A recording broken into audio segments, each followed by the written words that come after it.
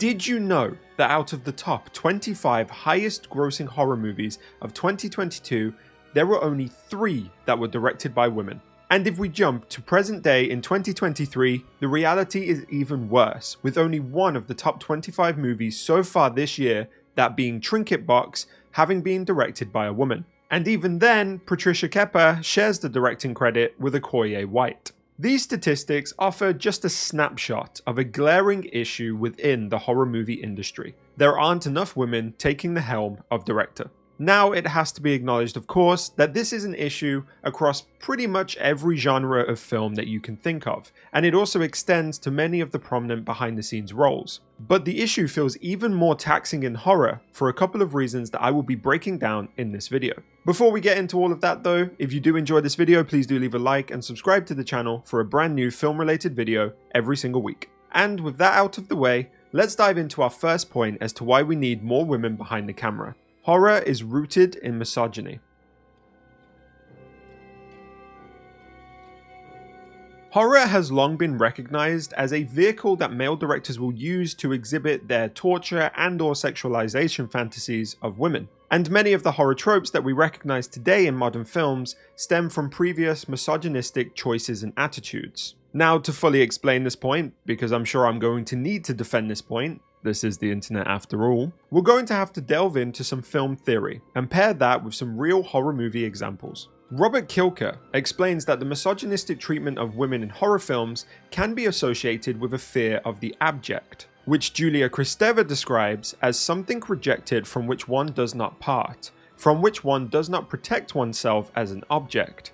It is something that disgusts us, yet comes from us or from which we came. This manifests itself in horror films with male directors using the female body as a form of an abject, and it can be present in many different formats. For example, we can acknowledge that women generally suffer for longer in horror films on screen than their male counterparts. In slasher films in particular, female victims are shown to be in a state of fear for 5 times as long as males, according to the article Sex, Violence and Victimization in Slasher Films. You've probably seen this time and time again in your favorite horror films and never really noticed it. What we often see is that a male victim will be given a swift death, whereas the female victims are subjected to lengthy chases and further torture, which doesn't always fall into physical. Let's take a horror movie classic as an example, Tobe Hooper's 1974 The Texas Chainsaw Massacre.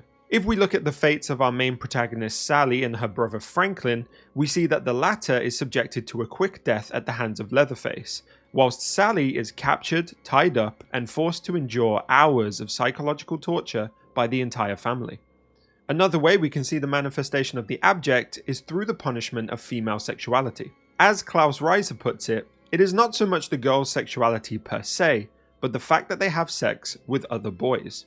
Let's take the concept of the final girl, a term coined by Carol Clover in 1992, and interestingly, a horror trope that is often seen as empowering and progressive for female characters. For those unfamiliar with the term, the final girl is the protagonist of a horror movie who uses her wits and survival skills to fight her way to victory over the killer. Most notable examples include Sidney Prescott, Nancy Thompson, Ellen Ripley, and of course, Laurie Strode. And, to an extent, it is progressive and empowering, but it also perpetuates misogynistic views of women in horror movies. As Carol Clover identifies, the only way to become the final girl is to take on characteristics that are seen as typically male, and that the final girl is an agreed upon fiction for male viewers' use of her as a vehicle for his own sadomasochistic fantasies. In simpler terms, the final girl is the embodiment of what a woman should be, and is usually a modestly dressed naive virgin who does not smoke, drink, or take part in any other illicit activity. One of the final girls I mentioned earlier, Sidney Prescott of the Scream franchise, is a really interesting example of those rules, especially those concerning sexuality. Throughout the movie, she is seen to have a PG-13 relationship with her boyfriend, Billy Loomis. When she does eventually make the decision to have sex with him, one of the killers, Stu Macher, then references the rule of the final girl being a virgin, saying, "You gave it up. Now you're no longer a virgin. Dead virgin. Now you gotta die. Those are the rules." Now, if all of this theory-based evidence has kind of muddled your brain a little bit and you want a simpler representation of the misogyny present in horror films, all we have to do is look at the male directors themselves and things that they have been quoted to have said. For example, Dario Argento, the Italian director responsible for 1977's Suspiria, once said, "I like women, especially beautiful ones. If they have a good face and figure, I would prefer to watch them being murdered than an ugly man." Another example can be found in none other than Alfred Hitchcock, who once said, "I always believe in following the advice of the playwright Sardou. He said, torture the women. The trouble today is that we don't torture women enough." Lovely.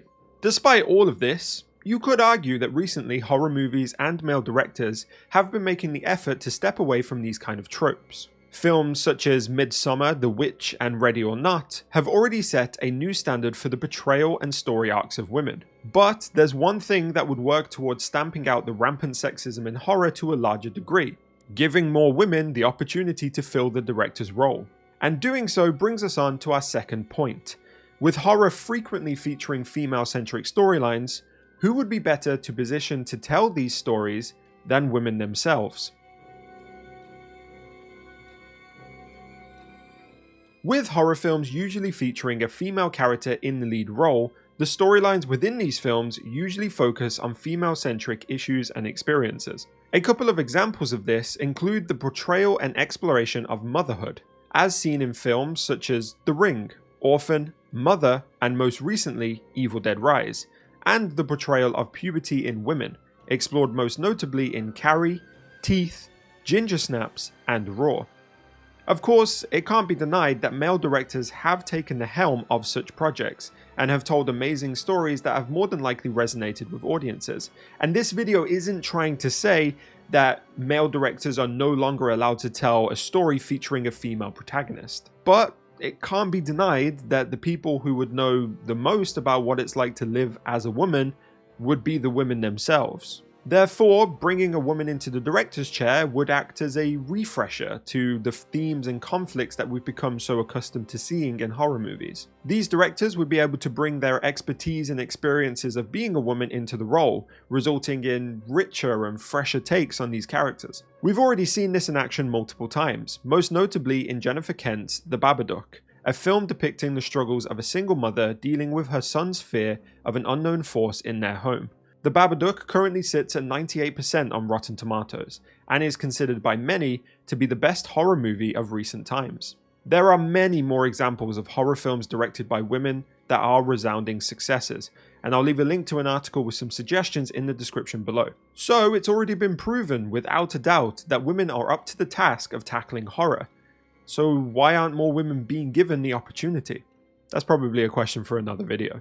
Hopefully, as time progresses, we will see a rise in the amount of women who get the opportunity to sit in the director's chair of horror movies. I personally believe that when that day comes, we will be treated to a host of new and fresh takes on the storylines and characters that we've come to expect with the genre, as well as a new wave of filmmakers who strive to eradicate the misogyny and sexism that almost seems synonymous with the cinematic history of horror. But for now, check out the link in the description if you want some awesome examples of movies already directed by women. And if you are a woman watching this and you are at all interested in pursuing the directorial duties of horror, I implore you to follow that path.